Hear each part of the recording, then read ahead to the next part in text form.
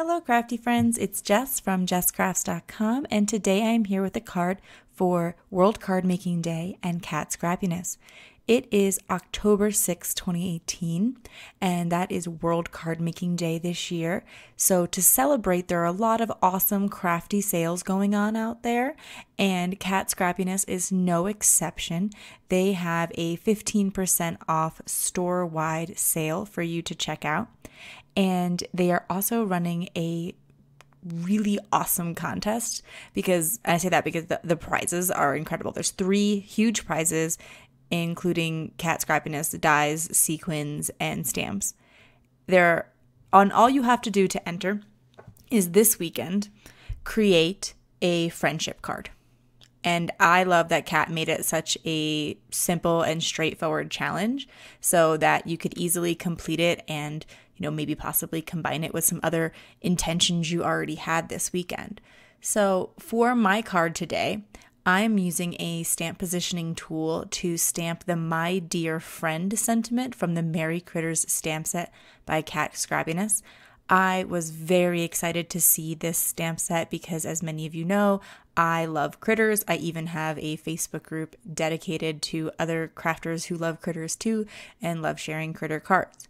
So when Kat proposed the friendship challenge, I immediately thought of the My Dear Friend sentiment and being able to use this stamp set.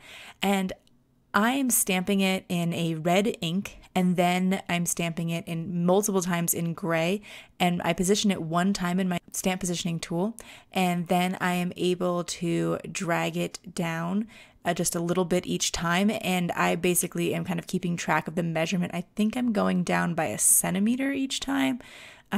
Just find out what your increment is for your particular sentiment and keep going. And I pulled out the lightest gray ink that I had because I wanted the red one to really stand out and ground my image. So from the Merry Critters stamp set, I am coloring the little reindeer as that goes with the sentiment quite well. And it's a relatively small image, but I'm going to try to add some shading, and I'm going to cover the whole image in my lightest color.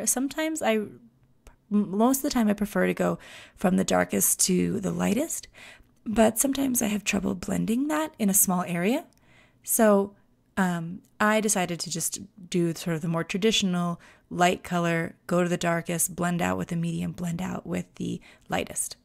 I'm using E23, 25, and 29. It's a combination that works well for a lot of animals, and the E29 is pretty dark and can really give you a kind of really contrasty shadow if that is what you're into. And I do find that after the initial blending, if I go back with a bit of E29, I can really get those deeper shadows that can be quite desirable to really give some dimension. In terms of where I'm putting a light source, I don't have a light source. Like I said, it's just about giving him a bit of a rounded look. So essentially, I put it, where the cast shadows would be, like on his back legs, there would be shadows cast by his body. And so those should certainly be darker. But then in terms of the face, I just put the shadows towards the bottom of the face as if there was sort of a highlight or some light shining down from above. But because this is not a scene card, it doesn't particularly matter so much where the shading is. And you're just looking for a bit of dimension. I mean, you can go all out and really enjoy that kind of thing. And I do like to make elaborate scene cards too. It's just not what I was going for today. I really liked this clean and simple design inspired by the sentiment. I'm using E50 and E53 for the lighter parts of his face, for his antlers, and for the inside of his ears. I'm always tempted to put pink inside of animals' ears, but most animals don't actually have pink ears. They still have a little bit of fur covering their ears, and so it kind of matches some other tones that are going on in the body. And I personally liked the idea of the dark brown with the very light brown. I thought it presented a nice contrast and really made his face pop. I want to incorporate some of the other colors that I know I'll be using in the card. Like I know I want to use some green sequins. So I'm using G14, G09, and G05 to color his scarf. And I'm just putting the shadows at the very edge of his scarf so that it looks like, that part of the scarf is kind of back a little bit as it's wrapped around him, and the highlight is on the center where it would be poking out the most. Then I'll go in with just a tiny bit of red to incorporate that red sentiment and give him a red sort of Rudolph nose.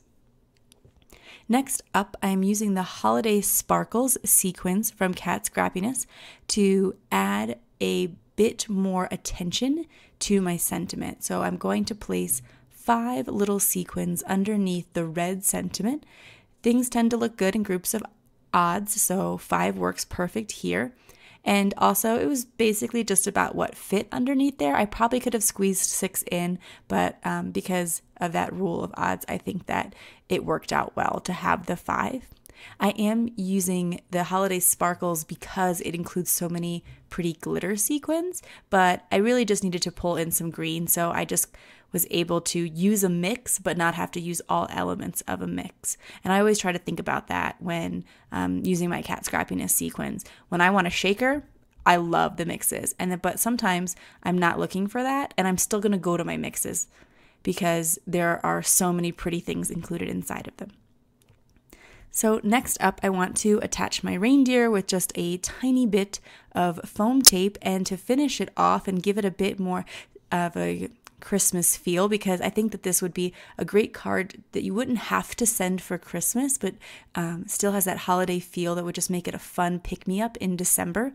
And I'm going to wrap a little bit of this red and white candy cane type twine around and tie it in a simple knot.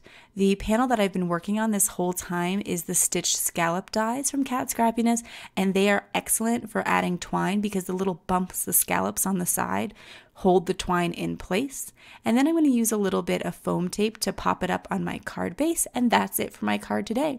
Like I mentioned, there is an excellent contest with 3 huge prizes as well as a discount code to Cat Scrappiness, and you'll find all that information in the video description below as well as on the screen here.